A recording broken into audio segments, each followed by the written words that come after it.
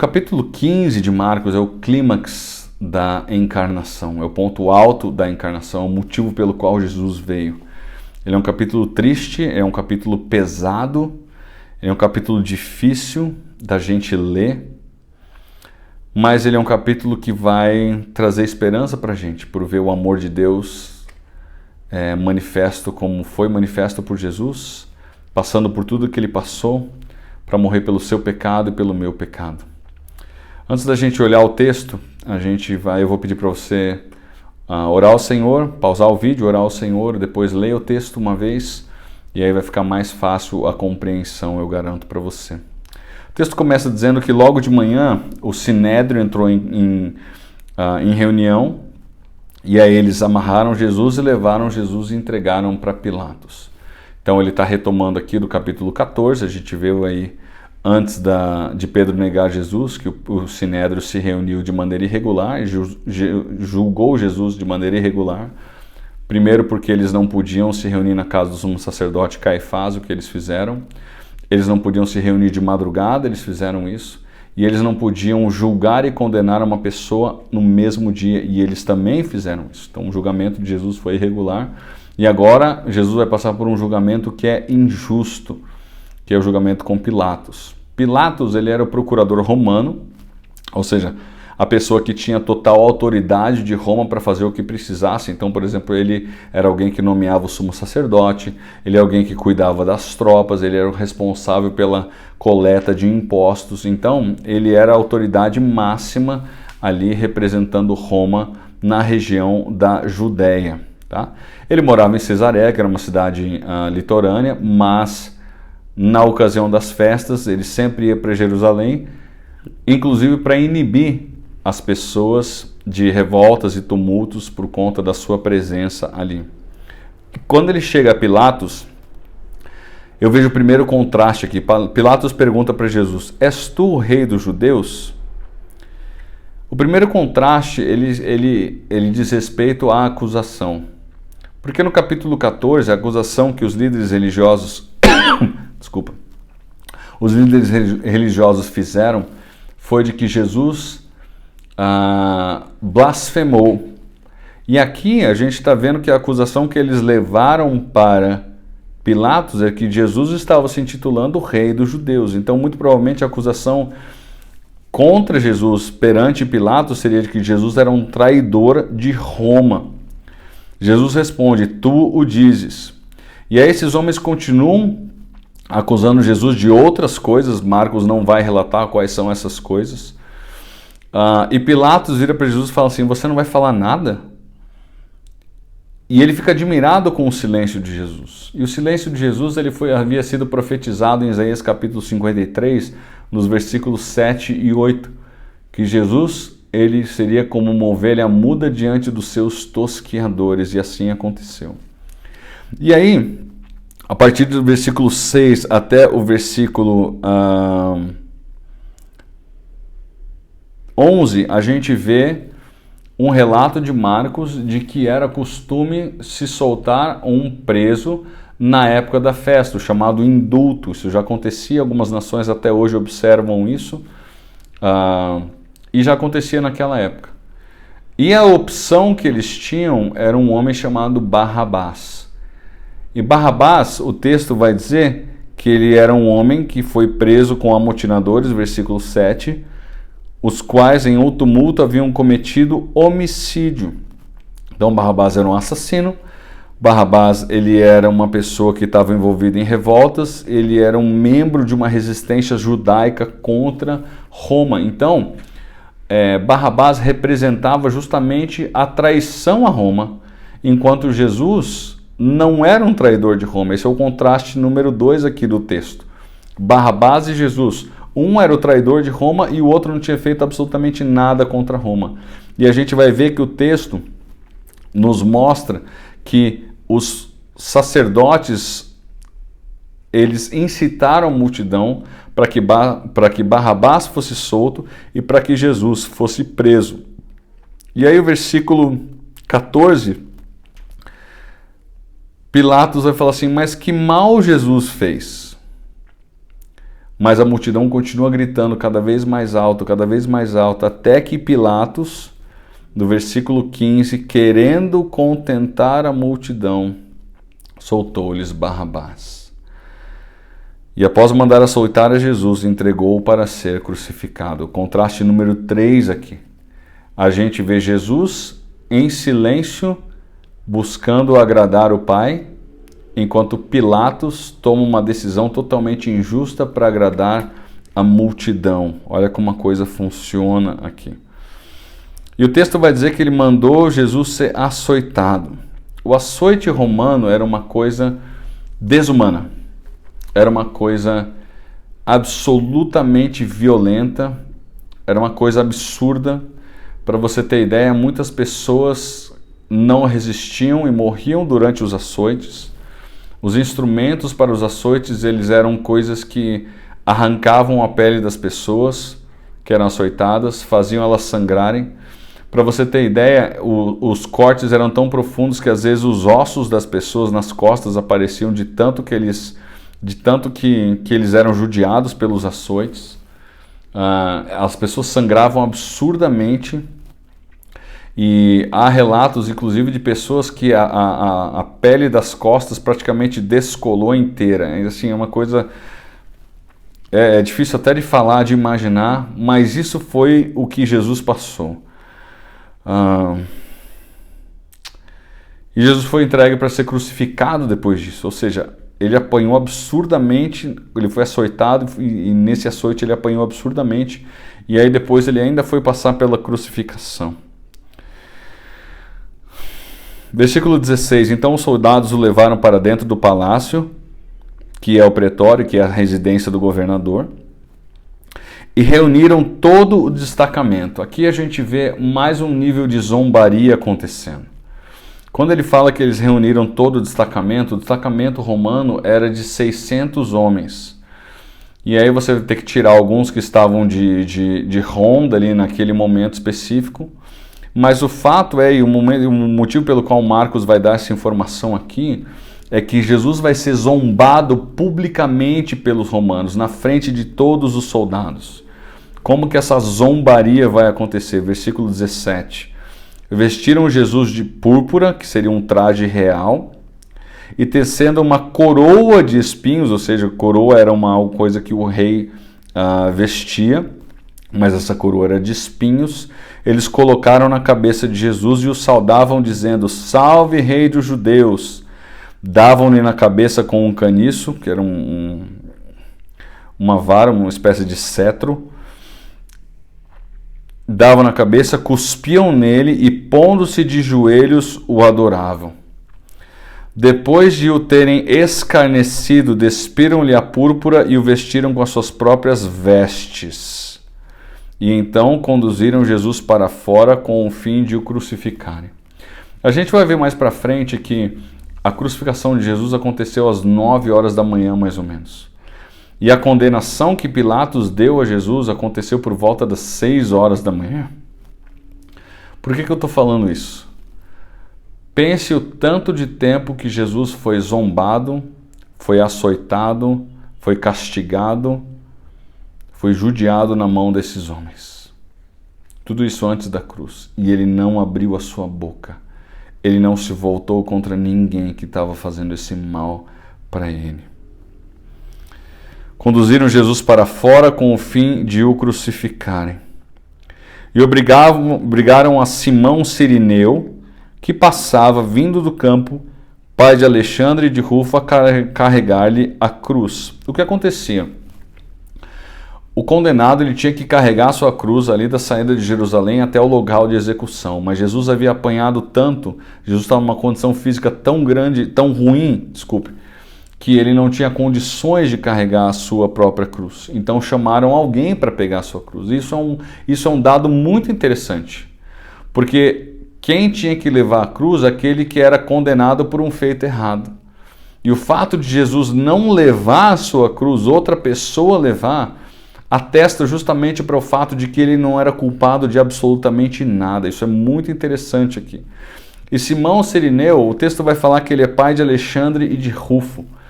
Em Romanos capítulo 16, Rufo é mencionado. Então, muito provavelmente, Rufo era um líder da igreja em Roma, para a qual Marcos escreveu esse evangelho. Então, ele era um conhecido de Marcos.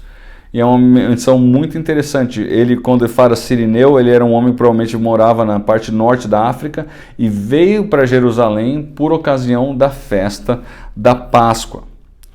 E ele levou a cruz de Jesus, uma cruz que pesava mais ou menos 45 quilos, é o que eles estimam aí. E levaram Jesus para o Gólgota, que quer dizer lugar da caveira. Deram-lhe a beber vinho com mirra, algo que teoricamente aliviaria um pouco da sua dor, mas Jesus não quis tomar. Interessante isso. Então eles o crucificaram e repartiram entre si as vestes dele, lançando-lhe sorte para ver o que levaria cada um. É interessante aqui no versículo 24 que Marcos não dá muitos detalhes. E Marcos não dá muitos detalhes acerca da crucificação, porque ele estava escrevendo para os romanos. Se tinha alguém que conhecia a crucificação, eram os romanos. E para você ter ideia, essa palavra cruz era uma palavra que não era usada em conversas formais, porque era um termo tão pesado por conta de tudo que ele carregava em termos de significado, em termos de consequências para as pessoas que eram crucificadas, que ele não era um termo usado publicamente na frente das pessoas, pelos próprios romanos. Então, por serem os romanos os destinatários de Marcos, ele não precisava dar descrições acerca da crucificação, porque eles sabiam muito bem o que estava acontecendo. Mas o texto vai dizer que os soldados eles repartiram entre si as vestes de Jesus, lançando-lhe sorte para ver o que levaria cada um. Isso foi profetizado lá no Salmo 22, versículo 18, você pode ler depois. Então isso é um cumprimento de profecia. Mas aqui eu quero ver com você esse quarto contraste, que é justamente enquanto Jesus agonizava, passava por todo aquele sofrimento ali na cruz, os homens estavam vivendo a sua vida, dando risadas e gargalhadas, zombando de Jesus, como assim, se a vida de Jesus não tivesse qualquer importância para ele. Esse contraste muito grande entre a agonia que Jesus estava sentindo por causa do pecado daqueles homens e aqueles homens totalmente indiferentes ao que estava acontecendo com Jesus. Era a hora terceira, versículo 25, quando o crucificaram, ou seja, 9 horas da manhã. E por cima estava uma epígrafe, a sua acusação, o rei dos judeus. O texto bíblico vai dizer que isso estava escrito em latim, em romano e em hebraico, ou seja, qualquer pessoa que estivesse ali presente era capaz de entender o que estava acontecendo. E sempre acima da cruz havia uma epígrafe dizendo qual era o crime da pessoa que estava sendo crucificada, até para expor mais a pessoa ainda. Com ele crucificaram 2 ladrões, um à sua direita e outro à sua esquerda. E cumpriu-se a escritura que diz: com malfeitores foi contado. Essa profecia está lá em Isaías capítulo 53, no versículo 12. Os que iam passando blasfemavam dele, meneando a cabeça e dizendo: ah, tu que destróis o santuário, em 3 dias o reedifica. Salva-te a ti mesmo, descendo da cruz. De igual modo, os principais sacerdotes com os escribas escarnecendo, ou seja, zombando entre si, diziam: salvou os outros e a si mesmo não pode salvar-se. Desça agora da cruz o Cristo, Rei de Israel, para que vejamos e creiamos. Você começa a ver uma série de zombarias, zombaria das pessoas, zombaria da liderança de Israel. E essa zombaria da liderança de Israel é interessante porque ela termina justamente com eles dizendo assim: sai da cruz, porque isso aí seria um sinal para a gente crer. E Jesus sabia que eles não creriam. Jesus já havia dado inúmeros sinais, e depois até da ressurreição de Jesus, que a gente vai ver no próximo estudo, eles também não creram. Quer dizer, não faria qualquer diferença de Jesus sair ali ou não. Mas aqui há um quinto contraste aqui no versículo 30, porque assim, o texto diz: salva-te a ti mesmo descendo da cruz. Qual é o contraste? Jesus era capaz de descer da cruz e se salvar, ao mesmo tempo ele não podia fazer isso. né? Ele podia no sentido de que ele era capaz, mas ele não podia porque a missão dele era justamente morrer por nós ali na cruz. Esse seria o quinto contraste aí, né?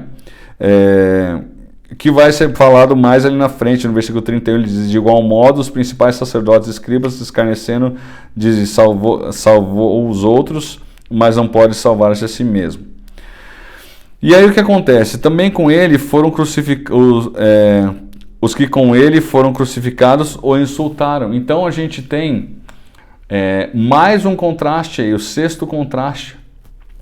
A gente tem literalmente todas as classes sociais dos judeus zombando de Jesus. Você tem os líderes religiosos, que eram as pessoas mais importantes e mais ricas, até os assassinos e bandidos, que eram, vamos dizer assim, a ralé do povo, zombando igualmente de Jesus. Felizmente, um dos ladrões, depois ele reconheceu, ele mudou de atitude, ele reconheceu que Jesus era realmente o Filho de Deus, e hoje ele está no céu, e um dia a gente vai conhecer ele pessoalmente aí. Vai ser uma coisa emocionante quando isso acontecer. E aí o que aconteceu? Versículo 33. Chegada a hora sexta, ou seja, meio-dia, houve trevas sobre toda a terra até a hora nona, às 3 da tarde. Esse aí é o sexto contraste. Então, ao meio-dia, que teoricamente é o momento em que você tem mais luz, o sol está mais forte, o texto bíblico fala que houve trevas até às 3 da tarde. O que se entende aqui é que durante essas 3 horas, Jesus recebeu sobre si a ira do Pai por causa do pecado do mundo. Foi um momento terrível, um momento difícil, um momento mais angustiante de Jesus. Não pela dor física, mas pela dor espiritual, porque ele experimentaria uma separação do Pai, que vai ser descrita aí no próximo versículo. Olha comigo aí. Versículo 34. A hora nona, ou seja, às 3 da tarde, clamou Jesus em alta voz. Interessante esse alta voz, porque Jesus, a condição física dele era terrível, ele estava totalmente destruído. Mas ao mesmo tempo ele tinha força suficiente para clamar aquele que seria o brado de vitória dele contra o pecado. Aqui ele bradou em alta voz 2 coisas. A primeira, ele bradou o seguinte: Eloi, Eloi, lama sabachthani, que quer dizer: Deus meu, por que me desamparaste? Essa é uma coisa que está escrito lá no Salmo 22, o Salmo messiânico, no versículo 1. E aqui o que acontece é o abandono do Pai por causa da sua ira contra o pecado. Jesus foi abandonado pelo Pai, porque Jesus ali representava o nosso pecado diante do Pai. Alguns dos que estavam ali acharam que ele estava falando de Elias, estava chamando, e aí tentaram dar uma coisa para aliviar a dor de Jesus. Mas aí no versículo 37 diz assim: mas Jesus, dando um grande brado, expirou. Esse grande brado aqui não é mencionado o que Jesus fala, mas a gente sabe que a fala está consumado, ou seja, está totalmente pago, não há mais nada a ser pago. Essa expressão de Jesus é uma expressão, inclusive, de comércio, para dizer que a pessoa que comprou aquele produto não deve absolutamente mais nada. É isso que Jesus estava dizendo: o preço pelo pecado foi totalmente pago, não há nada mais a ser pago, foi tudo pago pela minha vida. Tá? Então, apesar de Jesus estar na condição física que ele estava, totalmente debilitado, ele ainda teve forças para levantar a sua voz e dizer em alta voz: está consumado. E o interessante é que isso aconteceu às 3 da tarde, que era justamente o horário em que o cordeiro deveria ser sacrificado no templo. Então até isso aconteceu milimetricamente no momento certo. O cordeiro entregou a sua vida no momento em que o Cordeiro de Deus entregou a sua vida no momento que o cordeiro seria sacrificado por causa do pecado do povo. Okay? E aí, quando isso aconteceu, o véu do santuário rasgou-se em 2 partes, de alto a baixo. O véu era um véu grosso, era uma coisa impossível de um homem rasgar, e o texto bíblico diz que ele foi rasgado do alto a baixo, de alto a baixo, ou seja, A explicação que se dá para isso é que foi uma iniciativa do próprio Deus. E o que aconteceu quando o véu foi rasgado? O caminho, então, para a presença de Deus ele foi aberto por causa da morte de Cristo. Esse véu ele separava o lugar santo do templo do lugar santo dos santos, que só o sumo sacerdote podia entrar uma vez por ano para oferecer uma oferta pelo pecado. Essa separação, que era onde estava a presença de Deus no Santo dos Santos, ela foi totalmente removida, de forma que as pessoas hoje têm acesso a Deus por conta da morte de Jesus Cristo. E aí o versículo 39 vai dizer o seguinte: o centurião que estava em frente dele, vendo que assim expirara, disse: verdadeiramente este homem era o Filho de Deus. Algumas coisas importantes aqui. Primeiro delas, o centurião. O centurião era o responsável pelo grupo que estava executando Jesus, ou seja, a pessoa que estava acima de todos que estavam fazendo toda aquela zombaria a Jesus, ou seja, ele era o responsável por tudo aquilo. Ele olhou Jesus, ele viu a atitude de Jesus, e quando Jesus expirou, ele reconheceu, diz o texto, verdadeiramente este homem era o Filho de Deus. Pensa comigo que esse centurião deve ter visto uma série de crucificações. Então ele estava acostumado com a realidade da crucificação. Mas quando ele crucificou Jesus, ele viu algo totalmente diferente do que ele havia visto. E isso fez com que esse homem declarasse verdadeiramente esse homem era o Filho de Deus. E o fato dele falar verdadeiramente dá muito a ideia de que esse homem creu em Jesus Cristo. E isso é também um dos clímax tensionados por Marcos aqui. Se você lembrar dos primeiros estudos que nós fizemos, nós vimos que uma série de pessoas reconheceram que Jesus era o Filho de Deus. Nós vimos que João Batista reconheceu, o próprio Deus reconheceu em duas ocasiões diferentes. Jesus se intitulou Filho de Deus, Pedro reconheceu, os demônios reconheceram, mas eu falo que há um clímax aqui porque a gente tem um soldado romano, ou seja, um gentil, um que é da mesma etnia que aqueles que estão lendo o Evangelho, reconhece Jesus como verdadeiramente sendo o Filho de Deus. E aí a gente tem um oitavo contraste. Por quê? Porque a gente tem os judeus blasfemando e um gentil reconhecendo Jesus como o Filho de Deus. Tá? E aí um outro contraste, eu acho que eu acabei pulando o sétimo contraste, mas ele está implícito no texto, que é o contraste do sofrimento físico de Jesus, o que ele passou antes e durante a crucificação, com o sofrimento espiritual que ele sofreu durante o meio-dia e as 3 horas da tarde, quando a ira de Deus desceu sobre ele para pagar o preço, satisfazer para ele pagar o preço pelos pecados de cada um de nós. Então, esse contraste aí, o sétimo contraste, eu acho que eu acabei pulando aí, falei do oitavo direto aí. E aí nós temos, versículo 40, estavam ali algumas mulheres observando de longe, entre elas Maria Madalena, mãe de Tiago, o menor, e de José, e Salomé. Salomé é irmã de Maria, mãe de Jesus, então ela era tia de Jesus. As quais, quando Jesus estava na Galileia, o acompanhavam e serviam. Além destas, muitas outras haviam subido com ele para Jerusalém ao cair da tarde, por ser dia da preparação, isto é, a véspera para o sábado. E aí a gente vê o nono contraste de uma pessoa que nem aparece nesse texto. A gente vê os discípulos de Jesus sumiram, desapareceram, e essas mulheres estavam ali, permaneceram perto de Jesus até o final da sua vida. Versículo 42, ao cair da tarde, por ser o dia da preparação, isso é, a véspera do sábado, vindo José de Arimateia, ilustre membro do Sinédrio, que também esperava o reino de Deus, dirigiu-se resolutamente a Pilatos e pediu o corpo de Jesus. Aqui nós precisamos entender o que está acontecendo. O corpo ele era entregue para a família, mas se não houvesse família presente, o corpo ele era de Roma. Então, José de Arimateia foi rapidamente pedir para Pilatos para ficar com o corpo de Jesus.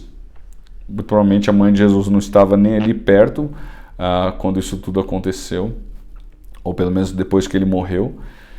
E José de Arimateia foi pedir. Agora, quem era José de Arimateia? O texto vai dizer que ele era um ilustre membro do Sinédrio.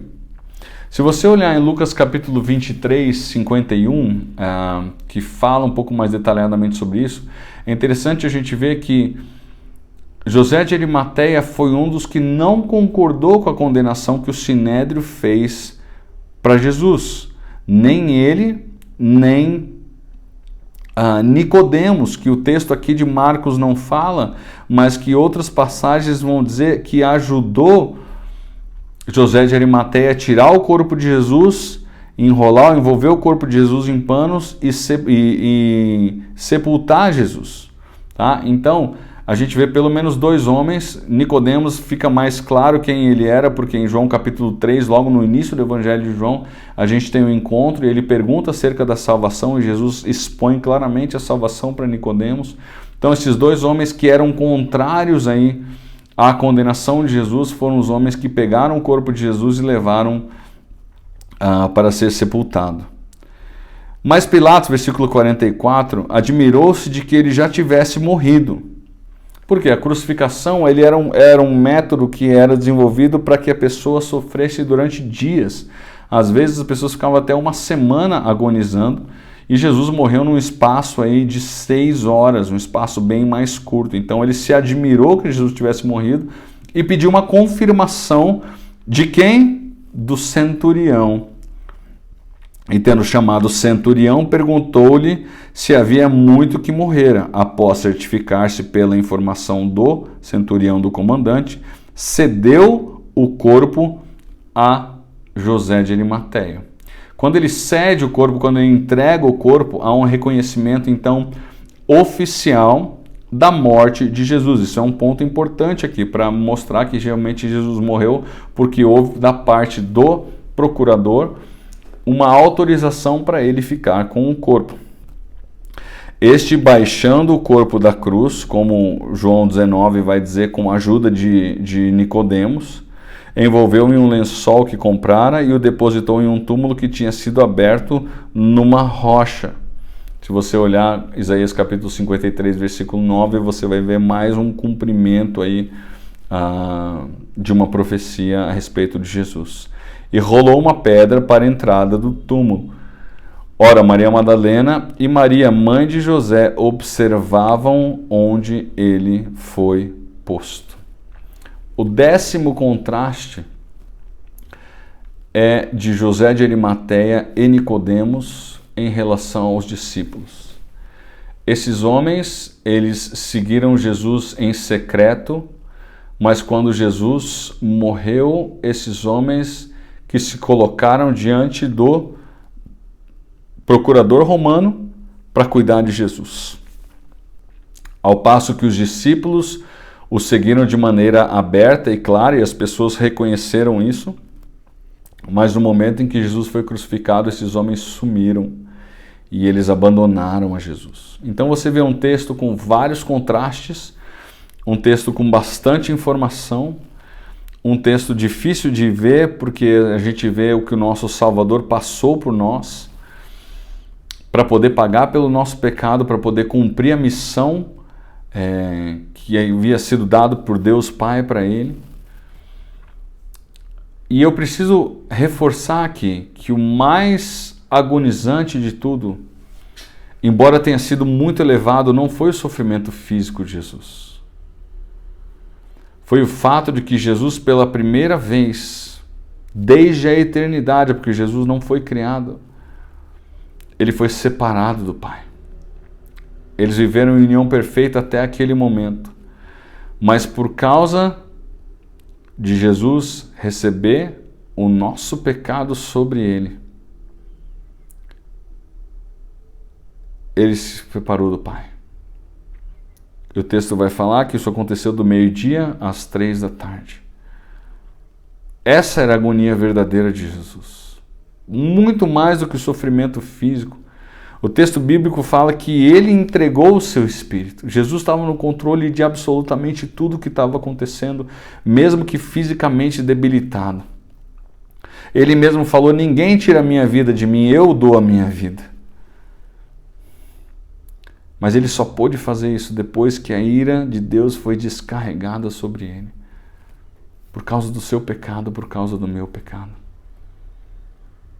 Eu acho que é o momento de você parar esse vídeo e louvar a Deus pelo que Ele fez. E se você não conhece a Deus ainda, é o momento de você se colocar diante dEle e falar assim: Deus, eu não entendo por que Jesus fez isso por mim. Mas eu quero reconhecer que eu preciso desse sacrifício dEle na minha vida, para pagar pelo meu pecado. E eu quero que Ele seja o meu Senhor e meu Salvador. Eu queria orar. Diferente dos outros estudos em que eu não fazia isso, eu queria encerrar esse tempo orando. E agradecendo a Deus pelo que Ele fez por nós. Deus, muito obrigado. Muito obrigado. Porque o Senhor foi até o fim. Inúmeras, Deus, foram as situações em que o Senhor poderia falar: chega, não quero mais. E o Senhor não fez isso. Obrigado porque ali naquela cruz o Senhor foi até o fim para pagar pelo meu pecado. Deus, eu sou indigno disso. E eu te louvo, Deus. Eu te adoro, Jesus, pelo que o Senhor fez. Muito obrigado. Em nome de Jesus. Amém. Uma última coisa que eu quero falar, eu acho que é um pensamento à medida que eu lia isso. A palavra que eu mais escrevi à medida que eu preparava esse estudo do capítulo 15 foi a palavra zombaria. Jesus foi zombado, como eu falei, em todas as esferas. Por judeus, por gentios, por ricos, por pobres, por velhos, por jovens.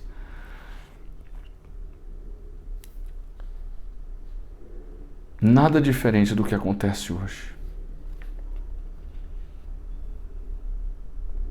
Nós precisamos falar para essas pessoas que zombam de Jesus o que Jesus fez por elas. Eu tenho certeza que elas só zombam de Jesus porque elas não têm ideia do que Ele fez. E é a nossa missão falar para elas o que Jesus fez. Próximo estudo a gente vai falar sobre a ressurreição de Jesus. A esperança, a bendita esperança daquele que morreu na cruz pelo nosso pecado, mas venceu a morte. E hoje está vivo e um dia Ele vai voltar para reinar nesse mundo. E nós reinaremos, aqueles salvos em Cristo, reinaremos com Ele. Que Deus te abençoe e te guarde e até o próximo estudo.